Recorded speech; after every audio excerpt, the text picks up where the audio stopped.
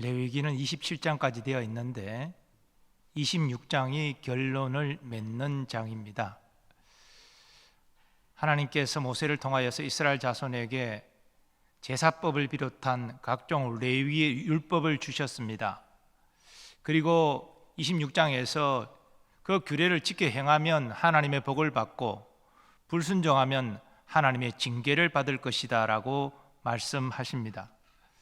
그런데 이 말씀을 하시는 하나님의 마음은 벌을 주고자 하시는 것이 아니라 복을 주기를 원하십니다. 즉 이스라엘 자손이 레위기 율법을 지켜 행하여 거룩한 자가 되고 하나님의 복을 받기를 원하신다는 것입니다. 이런 의미에서 결론은 이미 레위기 26장에서 났고 오늘 본문 27장은 부록과 같이 붙여져 있는 장으로 볼 수 있습니다. 특별히 레위기 27장에는 여호와께 드리는 것과 관련하여 서원하는 내용이 증거됩니다. 이 서원은 아마도 제사장 앞에 나아가서 내가 이것을 하나님께 드리기로 서원합니다 이렇게 작정했을 것입니다. 오늘 봉독한 본문은 여호와께 드리기로 서원하는 것을 네 가지로 증거합니다. 사람과 가축과 집과 밭, 이 네 가지입니다. 이 네 가지를 여호와께 드리기로 서원하는 것은 의무적인 것이 아닙니다. 자발적인 행위입니다. 하나님의 은혜에 감사해서 자발적으로 내가 이것을 하나님께 드리기를 서원합니다. 그렇게 제사장 앞에서 자신의 의사를 밝히는 것입니다. 하나님의 은혜에 감사하여 자원하여 드리는 예물을 기뻐하십니다. 그래서 사도 바울은 하나님이 기뻐하시는 봉헌물과 관련해서 이렇게 증거합니다. 각각 그 마음에 정한 대로 할 것이요 인색함으로나 억지로 하지 말지니 하나님은 즐겨내는 자를 사랑하시느니라. 본문의 순서대로 먼저 사람을 여호와께 드리기로 서원한 경우의 규례입니다. 여기 사람을 여호와께 드린다는 것은 이방인처럼 인신 제사를 드리는 것을 의미하지 않고 일정 시간 하나님께 자신을 헌신하겠다는 것을 의미합니다. 이스라엘 자손은 누구나 하나님 앞에 자신을 헌신하기로 서원할 수 있었습니다. 그런데 성막에는 여호와께 헌신하는 제사장과 레위인들이 이미 있습니다. 그래서 이 헌신을 작정한 자는 성막에 들어가 여호와를 위하여 헌신하는 것이 아니라 그 헌신의 값, 즉 헌신자의 값을 제사장이 정한 대로 뇌물로 말미암아 그 헌신의 서원을 대신하게 됩니다. 실제 사역을 하지 않고 하나님이 모세를 통하여 정한 서원자의 값, 그 뒤에는 제사장이 정한 그 서원자의 값, 그것을 하나님께 드림으로 말미암아 자신의 헌신을 가름하게 된다는 것입니다. 제사장이 정한 서원자의 값은 이렇게 나와 있습니다. 네가 정한 값은 20살로부터 60살까지는 남자면 성소의 세겔로 은 50세겔로 하고 여자면 그 값을 30세겔로 하며 5살로부터 20살까지는 남자면 그 값을 20세겔로 하고 여자면 10세겔로 하며 1개월부터 5살까지는 남자면 그 값을 은 5세겔로 하고 여자면 그 값을 은 3세겔로 하며 60살 이상은 남자면 그 값을 15세겔로 하고 여자는 10세겔로 하라. 여기에 세겔로 하라, 세겔 단위로 그 서원자의 값을 정하고 있는데 이 세겔은 일반적으로 통용되는 세겔, 이것이 아니라 성소에서 쓰여지는 세겔을 의미합니다. 오늘날 같이 과거에는 화폐 단위로 어떤 거래를 한 것이 아니라 이 은세겔이라면 은의 무게를 달아서 그것으로 거래에 통용하는 화폐 대신 역할을 감당했는데 그게 바로 세겔입니다. 통상적으로 성소에서 쓰는 세겔은 일반적으로 쓰는 세겔보다 20% 무게가 많이 나가는 것으로 알려져 있습니다. 이렇게 서원자의 값을 성소의 세겔로 내게 하신 것은 이미 하나님께 자신을 드리기로 서원하는 순간 그런 여타 성소의 기물처럼 거룩한 존재가 되었기 때문입니다. 그러므로 성소의 세겔로 서원자의 값을 드려라 이렇게 명하고 계십니다. 서원자의 값에서 확인할 수 있듯이 자신을 여호와께 드리는 서원은 남녀 누구나 다 할 수 있습니다. 도표를 보시면 남자도 여자도 할 수 있고 모든 연령에서 다 할 수가 있습니다. 그런데 내용을 보면 남자의 서원자 값이 역시 여자의 서원자 값보다 더 많음을 알 수 있고, 또 특별히 20에서 60세의 그 남자가 가장 많은 서원자의 값을 내고 있음을 확인할 수 있습니다. 아무래도 이 노동력에 따라서 차등하여서 이 서원자의 값을 정한 것으로 이해할 수 있겠습니다. 그런데 이 서원자는 누구나 할 수 있지만 1개월에서 5세 되는 이 대상은 스스로 하나님께 자신을 드리겠다 서원하기가 어려울 것입니다. 아마도 부모가 대신하여 서원을 했지 않았나 싶습니다. 우리 한나의 서원도 그렇지 않습니까? 한나가 자식이 없음으로 말미암아 고통하면서 하나님께 울부짖죠. 그때 하나님은 기도합니다. 하나님, 내게 아들을 주시면 그의 머리에 삭도를 대지 않고 평생에 하나님께 드리겠습니다. 서원했습니다. 아이가 아직 태어나지도 않았는데 그 아이를 대신해서 지금 서원하고 있는 것입니다. 그 아이가 사무엘이지요. 사무엘은 레위지파 사람이었기 때문에 서원값을 내는 것이 아니라 성막에 들어가서 일생 여호와를 섬겼습니다. 그렇게 해서 이 서원이 실행이 된 것이지요. 그리고 미성년자도 서원할 수 있지만 반드시 부모의 동의가 필요합니다. 오늘날도 그렇죠. 미성년자의 법적 행위는 부모의 동의가 필요하죠. 그리고 결혼한 여인의 경우에는 남편의 동의가 당시에는 또 필요했습니다. 남편이 동의하지 않으면 그 서원은 무효가 되었습니다. 이렇게 서원에 대한 규례를 하나님이 정하셨고, 또 서원한 자의 값을 또한 제사장에게 정하여 내게 하였습니다. 그런데 서원자의 값을 정할 때에 가난한 자를 위한 특별한 예외 규정이 있었습니다. 8절입니다. 그러나 서원자가 가난하여 네가 정한 값을 감당하지 못하겠으면 그를 제사장 앞으로 데리고 갈 것이요, 제사장은 그 값을 정하되 그 서원자의 형편대로 값을 정할지니라. 당시 은 한 세겔은, 일반적으로 통용되는 은 한 세겔은 4일치의 품삯이었습니다. 성소의 세겔로 20%가 더 들어가면 성소의 은 한 세겔은 5일치의 품삯입니다. 이거를 장정이 자신을 하나님께 드리기로 서원하면 은 50세겔, 성소의 세겔로 드려야 되니까 이건 굉장히 경제적으로 부담이 됩니다. 특별히 가난한 자는 하나님께 자신을 드리기로 서원해도 그 서원자의 값을 낼 수가 없는 상황 가운데 있습니다. 이럴 경우 제사장은 그의 경제적 형편을 살펴서 그 서원자의 값을 감해 줄 수 있었습니다. 하나님이 원하시는 것은 재물이 아니고 서원자가 하나님께 자신을 헌신하고자 하는 마음이기 때문입니다. 이것은 우리에게도 그대로 적용이 됩니다. 우리는 재물로 하나님께 드려서 헌신할 수 있습니다. 그러나 하나님이 더욱 중시 보시는 것은 우리의 재물보다 재물을 드리는 우리의 마음일 것입니다. 정말 은혜에 감사하며 자발적으로 기쁨으로 하나님께 예물을 봉헌하고 있는가, 그것을 하나님이 주목하시는 것입니다. 그러므로 우리가 경제적으로 어렵기 때문에 많은 금액을 헌금하지 못할지라도 최선을 다하여 하나님 앞에 헌금하면, 봉헌하면 가부의 두 렙돈을 가장 큰 헌금으로 칭찬하신 예수님의 말씀처럼 하나님 우리를 인정하시고 받아주실 것입니다. 그리고 한국교회 초기에는 가난한 사람들이 하나님께 재물을 드릴 수 없었기 때문에 자신의 몸과 시간을 들여 헌신했습니다. 그래서 일부러 시간을 내어서, 내가 재물은 하나님께 드리지 못하지만 내가 시간을 내어서 내 몸으로 교회를 섬기고 복음을 전하고 어려운 사람을 돕고 이렇게 실천했다는 것입니다. 그런 헌신은 참으로 하나님 보시기에 아름다운 헌신이었습니다. 다음으로 하나님은 가축을 여호와께 드리기로 서원한 것과 관련된 규례를 말씀하십니다.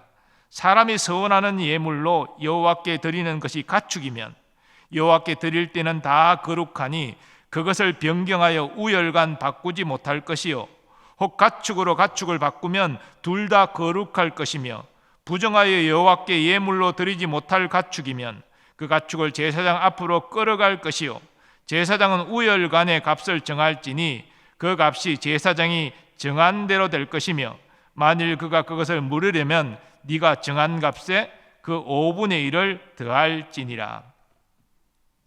이 규례에 따르면 어떤 가축을 봉헌하기로 서원했습니다. 그런데 뒤에 마음이 바뀌어서 이 가축을 드리기에는 아깝다.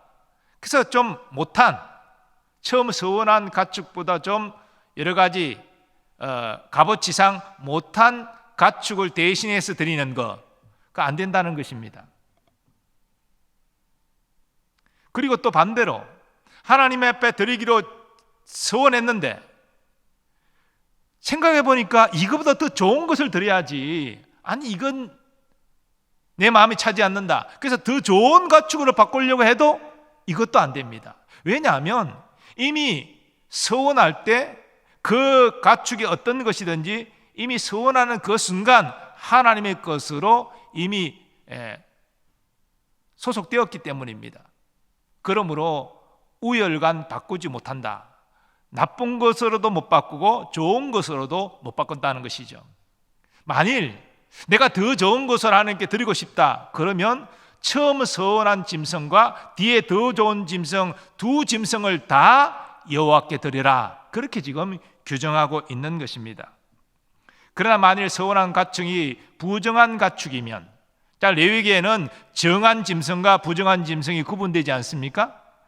정한 짐승은 먹을 수 있고 하나님께 제물로 쓸 수 있지만 부정한 짐승은 먹을 수 없고 하나님께 제물로 드릴 수도 없습니다. 그런데 하나님께 바칠 때 부정한 가축도 이렇게 드리기로 서원할 수는 있습니다. 그때는 제사장이 하나님께 제물로는 사용할 수 없지요. 그 제물 외에 다른 용도로 사용해야 됩니다. 예를 들자면 나귀 같은 짐승은 부정한 짐승이잖아요. 그래서 제물로 못 바칩니다. 그러니까 짐을 옮기고 부리는 데는 나귀가 또 효과적이잖아요. 그런 용도로 나귀를 쓸 수가 있고, 성소에서, 그리고 또 그것도 아니라면 제사장의 몫을 하나님이 다시 주셨기 때문에 그 나귀를 팔아서 성막에 섬기는 일에 쓸 수도 있습니다. 그런데 이 부정한 짐승의 경우에는 하나님이 서원자로 하여금 물을 수 있게 하셨습니다. 그럴 경우에 그 부정한 짐승을 제사장 앞에 데리고 나와서 제사장은 그 부정한 짐승의 값을 정하고 그 짐승을 물으고자 하는 자는 그 제사장이 정한 값의 5분의 1, 즉 20%를 더해서 그 값을 제사장에게 줌으로 말미암아 그 짐승을 데리고 나올 수가 있었습니다. 이처럼 하나님께서 이스라엘 자손이 서원한 가축을 우열간 바꾸지 못하게 하신 것은 일시적인 기분이나 감정으로 가축을 드리기로 서원하지 말라, 신중하게 결정하고 행하라, 이것을 지금 가르치고 있는 것입니다. 또 부정한 짐승의 경우 물을 수는 있지만 제사장이 정한 그 부정한 짐승의 값과 거기에 5분의 1의 값을 더해서 제사장에게 내게 하신 것도 역시 같은 의미입니다. 하나님께 드린 것을 물으는 것은 일종의 행위 번복이기 때문에 벌과금 형식으로 20%를 더한 금액을 내도록 하신 것입니다. 그러니 서원을 할 때 신중하게 하라, 그것을 지금 말씀하고 있는 것입니다. 그리고 우리가 한 가지 더 주목할 수 있는 것은 하나님께 서원하는 것은 절대적으로 무르지 못하는 것이 아닙니다. 이 부정한 짐승의 경우 하나님께 드리기로 서원했지만 값을 지불하고 그리고 5분의 1의 값을 더해서 그 짐승을 물을 수 있다라고 규정하고 있지 않습니까? 다음에 나오는 집과 또 밭의 경우에도 물을 수 있도록 하나님이 허락하여 주십니다. 하나님께 서원했으면 절대적으로 무르지 못한다, 우리는 그렇게 생각할 수 있는데요, 아닙니다. 물을 수 있는 경우들을 하나님은 허락해 주셨습니다. 그래서 우리가 입다의 이 서원과 그 딸을 번제로 하나님께 바친 이것이 참으로 잘못됐다는 것입니다. 자, 여러분, 입다가 전쟁에 나가면서 하나님께 서원하잖아요. 하나님 이 전쟁에서 승리하도록 해주시면 가장 먼저 나를 맞이하러 나오는 그 자가 누구든지 그를 잡아 번제를 하나님께 드리겠나이다, 이런 서원을 하지 않습니까? 근데 이 서원을 하고 난 다음에 입다가 승리했어요. 대성을 거두었어요. 그래 돌아오는데 자기 딸이, 무남동녀가 그렇게 와서 자기를 먼저 맞이했다는 것 아닙니까? 그때 입다가 하나님 앞에 서원을 했으니 내가 돌이킬 수 없다. 그래서 딸의 동의를 구하고 결국은 딸이 허락해서 결국은 딸을 하나님께 번제로 바치잖아요. 여러분, 이 서원을 이루는 것이 과연 잘한 것입니까? 첫 번째로 입다가 자신의 딸을 바친 건 아니죠. 가장 먼저 나를 맞이하는 자를 내가 번제로 바치겠다, 이렇게 서원하는데, 인신제사는 하나님이 율법을 통하여 말씀하신 바가 전혀 없는 내용이고 그것은 이방인들이 하는 행위였습니다. 율법이 허락하는 내용이 아닙니다. 그리고 하나님께서 입다에게 내가 너에게 승리를 줄 테니 네가 이런 일을 해라 라고 명령하신 바도 없습니다. 사사시대의 특징대로 입다는 자기 소견에 오른 대로 잘못된 서원을 했던 것입니다. 그렇기 때문에 이 잘못된 서원을 했기 때문에 자신이 잘못된 서원을 한 것을 하나님 앞에 깊이 회개하고 돌이킬 수 있었다는 것이죠. 근데 입다는 그렇게 하지 않았다는 것이죠. 그 결국은 자기 딸을 번제로 죽이는 이런 어떤 비극적인 결과를 낳았고 하나님이 전혀 기뻐 받으시지 않는 그런 제물을 드린 꼴이 되었다는 것입니다. 세 번째로 하나님은 집을 바치는 것과 관련된 규례를 말씀하십니다. 이스라엘 자손은 헌신의 마음으로 집을 바칠 수 있었는데 이 경우도 집은 선한 후에 바쳐진 집을 바꾸지 못합니다. 이미 하나님께 바쳐졌기 때문이죠. 더 좋은 집으로 내가 바꿔드리겠습니다. 좀 가치가 떨어진 집으로 바꾸면 안 될까요? 이거 안 된다는 것이죠. 이스라엘 자손이 집을 바칠 경우 제사장은 그 집의 값을 정하게 됩니다. 이것은 두 가지 목적이 있는데요. 하나는 그 정한 값으로 팔기 위해서. 사실 제사장이 바친 집을 갖고 있어 봐야 무슨 의미가 있습니까? 그러니까 그 집을 팔아가지고 성막에 필요한 비용으로 쓰는 것이죠. 두 번째는 어떤 사람이 그 집을 물을 수 있습니다. 물기 위해서는 기준된 값을 제사장이 정해야 된다는 것이죠. 그래서 그 값을, 기준되는 값을 정하기 위해서 값을 정하는 것이고, 또 집을 서원하고 난 다음에 그것을 완납하지 전에 물고자 하는 사람은 제사장이 정하는 값에 5분의 1을 더해서 역시 제사장에게 그 값을 주게 됩니다. 그렇게 해서 물을 수 있게 되는 것입니다. 14절 말씀은 제사장이 그 집의 값을 정하라라는 말씀으로 나옵니다. 만일 어떤 사람이 자기 집을 성별하여 여호와께 드리려 하면 제사장이 그 우열간의 값을 정할지니 그 값은 제사장이 정한 대로 될 것이며.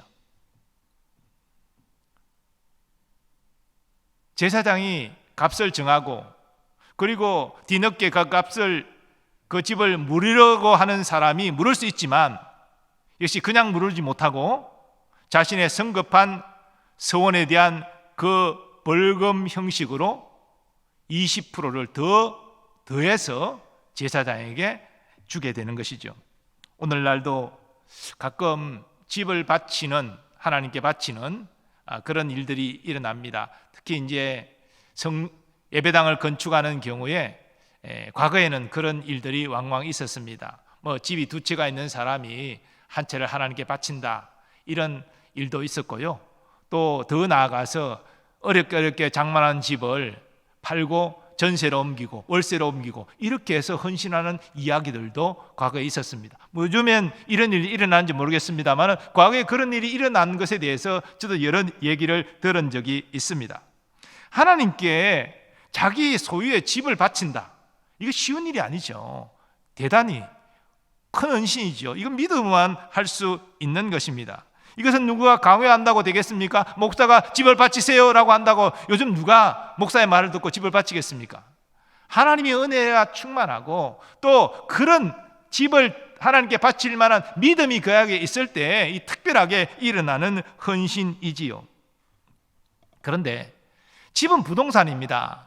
집을 바친다고 결정하고 헌신을 결단했을 때 집이 곧바로 팔리는 게 아니죠. 그리고 뭐 또 집을 바치겠다라고 의사를 표현했다고 해서 뭐 문서를 갖다가 교회에 바로 갖다 주는 것도 아니고요. 그러니까 시간이 걸리는 것이죠. 집을 팔고 그 값을 교회에 완납하기까지 시간이 걸리니까 그게 이제 마음이 바뀌는 일들이 일어나게 된다는 것입니다. 특별히 부동산이 뭐 집값이 배 이상으로 높아져 가지고 집값이 가치가 엄청 높아졌다라고 생각할 때 가정한다면 이렇게 마음이 더 흔들릴 수 있지 않겠습니까? 사람이니까요. 그러나 성경에서 관점에서 보면 집값이 아무리 배로 올라도 이미 하나님께 드리기로 서원하는 순간 그건 하나님의 것이 되었다는 것입니다. 그러므로 서원하는 것을 무르는 것은 하나님께 합당한 행위가 아니라는 것입니다. 그래서 우리가 이 집을 바치는 것, 이것은 진지하게 생각해야 될 문제입니다. 자기 혼자 마음으로 되는 것도 아니고 가족과 같이 상해야 될 문제고요. 다 마음이 일치가 됐을 때 하는 것이고요. 한번 결정하고 나면 돌이킬 수 없다라고 생각해야 되는 것입니다. 물론 집을 바치기로 서원했을 때 물을 수 있다고 했습니다. 하지만 물을 수는 있지만 그 집을 다시 내 소유로 가져올 수는 있지만 경제적 이득은 전혀 없습니다. 왜냐하면 집을 물을 때는 제사장이 그 집의 값으로 정한 금액을 내야 되고요. 더하기 해서 5분의 1 금액을 더해가지고 또 벌금 형식으로 자기가 잘못된 서원을 한 것에 대해서 이렇게 벌금 형식으로 또 더 내야 됩니다. 그러니까 집을 무르는 것에 대해서 경제적인 이득은 없어요. 단지 그 집을 내가 다시 소유하게 됐다, 이거밖에 없는 거예요. 하나님은 자원하여 바친 집을 이렇게 다시 무르는 것, 취소하는 것 기뻐하지 않으신다는 것입니다. 그래서 우리가 신중하게 이런 일은 결정해야 된다는 것이죠. 네 번째로 하나님은 밭을 바치는 것과 관련하여 말씀하십니다. 이 경우도 밭의 값을 처음에는 모세가 정했고 이후에는 제사장이 정했는데요. 16절입니다. 만일 어떤 사람이 자기 기업된 밭 얼마를 성별하여 여호와께 드리려 하면 마지기 수대로 네가 값을 정하되 보리 한 호멜지기에는 은 50세길로 계산할지며. 네가 정하라. 처음에는 모세에게 말씀하셨어요. 근데 이후에는 이제 제사장들이 이 일을 감당했지요. 여기 보면 마지기 수대로라는 말이 나오는데 이 히브리어 원어적으로 보면 밭에 씨를 뿌리는 대로 이런 의미입니다. 그래서 보리 한 호멜지기라고 하면 이 보리 한 호멜을 밭에 뿌리는 크기를 의미하는 것입니다. 호멜이라는 것은 낙타 한 마리가 건조된 씨를 싣고 갈 수 있는 그런 양을 말하는데요. 약 220리터의 보리씨를 낙타가 싣고 갈 수 있었다고 합니다. 그러니까 한 호멜지기라면 그런 낙타가 싣고 갈 수 있는 그런 보리 건조한 씨, 그것을 뿌리는 밭의 크기, 그걸 말하는 것입니다. 그 한 호멜지기를 은 50세겔로 계산하라, 그렇게 명하고 있습니다. 한 호멜지기의 가치가 50세겔이라는 것이죠. 근데 이 50세겔은 희년까지의 50년 기간을 꽉 채워 고려한 그러한 가치입니다. 아시는 대로 밭은 그 가문의 기업으로 대대로 이어지잖아요. 그리고 경제적 어려움 때문에 다른 사람에 팔았다 할지라도 희년이면 그 땅이 돌아오게 되는 것이 율법이 정한 규정입니다. 그렇기 때문에 모든 밭을 다른 사람에 팔 때 그 밭을 사는 사람은 영구히 자기 소유로 사는 것이 아니라 희년까지 그 밭을 임대하는 형식으로 사가는 것이에요. 희년이 되면 다시 돌려줘야 되는 것이니까. 그래서 모든 것을 희년을 기준으로 희년이 얼마나 남았나, 그에 따라서 임대기간이 늘어나니까 그에 따른 가치가 달라지게 되는 것입니다. 그런데 희년까지 50년 기간이 꽉 채워 남았을 때 그 한 호멜지기의 밭은 은 50세겔로 하라. 그러면 어떻게 됩니까? 매 1년 임차하는 비용은 한 세겔이 되겠죠. 50년 기간 동안 50세겔이 되니까 1년을 임차하는 것은 한 세겔로 그렇게 계산이 될 것입니다. 17절 말씀은 희년부터 희년까지 50년을 구별하여 드리는 경우를 말하고 있습니다. 만일 그가 그 밭을 희년부터 성별하여 드렸으면 그 값을 내가 정한 대로 할 것이요 은 50세겔로 하라는 것입니다. 그러나 서원자가 희년 후에 봉헌하는 경우라면 그 제사장은 그 희년까지 남은 기간을 계산해 가지고 그 값을 50세겔에서 감하여 줘야 될 것입니다. 만일 그 밭을 희년 후에 성별하여 드렸으면 제사장이 다음 희년까지 남은 연수를 따라 그 값을 계산하고 정한 값에서 그 값에 상당하게 감할 것이며, 그리고 이렇게 바친 밭은 물을 수가 있었는데요, 이것도 제사장이 정한 밭의 값에 5분의 1을 더한 값을 제사장에게 지불하고 그것을 물을 수가 있었습니다. 집의 경우처럼 정한 값의 20%를 더 내도록 하신 것은 바로 성급한 서원에 대한 그 하나님의 그 벌금 형식의 부과금이다, 이렇게 이해할 수 있겠습니다. 그러나 밭을 여호와께 바치기로 서원한 후에 그 밭을 무르지 않은 상태에서 다른 사람에게 매각하게 되면 이것은 하나님의 것을 임의로 처분한 것이기 때문에 희년이 되어도 자기에게로 돌아오지 않고 제사장의 몫으로 영원히 가게 된다라고 말씀하십니다. 20절 21절입니다. 만일 그가 그 밭을 무르지 아니하려거나 타인에게 팔았으면 다시는 무르지 못하고 희년이 되어도 그 밭이 돌아오게 될 때에는 여호와께 바친 성물이 되어 영령이 드린 땅과 같이 제사장의 기업이 될 것이며, 앞에도 말씀드린 대로 서원하는 순간 하나님의 소유가 됩니다.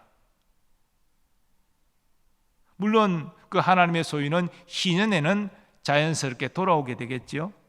그런데 사실 집의 경우도 마찬가지지만 밭을 하나님께 바치기로 서원했다 할지라도 그 밭을 팔아서 그 값을 하나님께 드리는 것, 그 시간이 걸리는 일입니다. 제사장이 그 밭을 대신 또 하나님이 것이니까 제사장이 매각하는 것도 쉬운 일이 아니에요. 제사장은 늘 성막에서 헌신해야 되는데 언제 그 밭을 찾아가 가지고 또 매수자를 만나 가지고 팔고 이렇게 하겠습니까? 그래서 현실적으로는 이렇게 되는 것이죠. 그 밭을 하나님께 바치기로 서원한 사람은 소유는 하나님의 것이지만 이미 하나님께 서원했으니까 다시 자기에게로 임대하는 형식을 취해서 그 임대료를 제사장에게 내는 형식을 취했다는 것입니다. 자, 하나님께 바치기로 서원했으니까 그 땅이 자기 집 옆에 그 땅이 있다 할지라도 소유는 하나님의 소유잖아요. 그러나 그 땅을 빨리 매각할 수도 없고 제사장이 그 땅을 경작할 수도 없으니까 바치기로 서원하는 사람이 다시 하나님께로부터 임대하는 형식으로 해서 매년 한 호벨지기의 밭을 서원했다면 한 세겔씩 임대료를 제사장에게 지불하는 형식을 취했다는 것입니다. 자, 이렇게 되다 보면 시간이 지나면 몇 년 시간이 지나 보면 분명 하나님께 바쳐서 하나님의 소유고 희년이 돼야 내 것으로 다시 돌아오는데 이 사람이 자기가 서원한 것을 잊어버리고 늘 자기가 경작하고 거기에서 먹고 생활하니까 자기 것인 것으로 생각하고 경제적으로 어려운 일이 생길 때 돈이 급히 필요할 때 그냥 팔아버린다는 것입니다. 자, 이것은 하나님의 것을 임의로 파는 죄를 범하는 것이죠. 그렇기 때문에 희년이 되면 그 땅이 본 소유자에게 돌아오는 것이 율법의 원칙이지만 이 사람은 하나님께 서원하여 바친 것을 임의로 팔았기 때문에 그 사람에게 본주인에게 돌아오지 않고 하나님께 영원히 속함으로 제사장의 영원한 기업이 되어버린다는 것입니다. 그것을 지금 말씀하고 있는 것입니다. 그리고 또 한 가지 더 본문에서 또 규례하고 있는 것은 어떤 사람이 자기 기업의 밭이 아니라 다른 사람의 소유를 사서 하나님께로 바치기로 서원한 경우, 이런 경우도 있을 수가 있잖아요. 이럴 경우에는 제사장이 희년까지 그 밭의 가치를 정합니다. 그리고 하나님께 다른 사람의 것을 사서 바치기로 서원한 사람이 제사장에 정한 값을 돈으로 내게 됩니다. 세겔로 내게 되겠죠. 그리고 자기가 소유하고 일종의 무르는 형식이 될 것입니다. 그리고 희년이 되면 자기가 사왔던 그 사람에게로 그 밭을 돌리는 형식을 취하게 됩니다. 23절 24절이 그것을 말하는 것입니다. 너는 값을 정하고 제사장은 그를 위하여 희년까지 계산하고 그는 내가 값을 정한 돈을 그날에 여호와께 드려 성물로 삼을지며 그가 판 밭은 희년에 그 판 사람 곧 그 땅의 원주인에게로 돌아갈지니라. 자, 지금까지 네 가지 하나님께 드리는 것과 관련된 서원 규례를 말씀을 드렸는데, 사실은 레위기의 모든 율법의 규례가 그렇습니다만은 우리와는 해당 없는, 우리가 지킬 필요 없는 그런 규례들이 세세하게 나와 있기 때문에 참 이해하기도 어렵고 우리에게 적용하기도 어려운 것이 사실입니다. 오늘 본문의 규례도 마찬가지입니다. 그러나 한 가지 우리가 분명히 하나님께 바치는 것, 봉헌하는 것, 이 관련해서 기본적인 자세에 대한 우리가 교훈은 얻을 수 있을 것입니다. 하나님은 은혜에 감사함으로 자원하여 바치는 것, 또 바치기로 서원하는 것, 이런 것을 참으로 기뻐하십니다. 그래서 강요가 아니라, 의무감이 아니라 정말 감사함으로 자원하여 기쁨으로 하나님께 바치기로 서원하는 것, 이런 것은 참 귀한 일입니다. 그런 일은 믿음으로만 할 수가 있는 것입니다. 그러므로 하나님께 바치기로 서원하는 일은 신중하게 행해야 합니다. 그리고 신중하여 결정한 만큼 하나님 앞에 서원한 것은 반드시 지키는 것이 중요합니다. 서원한 것을 지키지 않는 것은 서원하지 않은 것만 못합니다. 그리고 서원하고 지키지 않는 것은 그 서원의 대상자, 서원을 들으신 하나님을 만홀히, 즉 우습게 여기는 것이 되는 것입니다. 이것은 죄를 짓는 것이지요. 우리가 하나님 앞에 자발적으로 선한 결정을 하고 난 다음에 이것이 제대로 지켜지지 아니하므로 오히려 하나님의 진노를 사고 그래서 범죄한 결과를 가져온다면 이것이 얼마나 안타깝고 어리석은 일이 되겠습니까? 그러므로 우리는 이 선한 일을 결단할 때 참으로 신중하게 결단해야 됩니다. 그리고 신중하게 결단한 만큼 우리는 그것을 반드시 지키도록 힘써야 할 것입니다. 하지만 우리가 다 사람이기 때문에 때로는 일시적인 감정으로 흥분해서 잘못된 판단 속에서 잘못된 서원을 얼마든지 할 우리가 있습니다. 실제 우리는 그런 잘못을 많이 범하지 않습니까? 이랬을 때 하나님께 서원했으니 입 닫히려 나는 이것을 물을 수 없다, 절대로 이것을 지켜야 된다 라고 한다면 나 개인의 문제뿐 아니라 우리 가족 전체까지 문제가 되는 그런 어려움에 휩쓸릴 수 있다는 것이죠. 그래서 우리가 일시적인 기분으로 잘못된 서원을 했다면 첫째는 하나님 앞에 이 잘못된 사실을 고백하고 깊이 회개하고 하나님의 용서를 구해야 할 것입니다. 하나님이 우리를 용서하신다면 우리는 잘못된 서원을 무르고 다시 우리 형편에 맞는 적절한 다시 결단을 할 수가 있을 것입니다.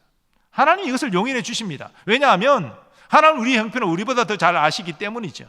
잘못된 그런 우리가 서원의 결단을 했다면 하나님이 발을 잡을 기회도 허락하여 주실 것입니다. 그러므로 여러분, 서원은 신중하고 하나님께 서원한 것은 지키도록 노력하되 정말 일시적인 감정으로 가족과 상의도 하지 않고 잘못된 서원을 여러분이 했다면 하나님 앞에 진실로 회개하고 돌이킬 기회를 얻는, 그래서 더 큰 죄를 짓지 않는 그런 지혜로운 여러분들이 되시기를 바랍니다. 하나님은 긍휼과 자비의 하나님이시고 우리의 형편을 우리보다 더 잘 아시는 분이기 때문에 그런 것을 물어 이해해 주십니다.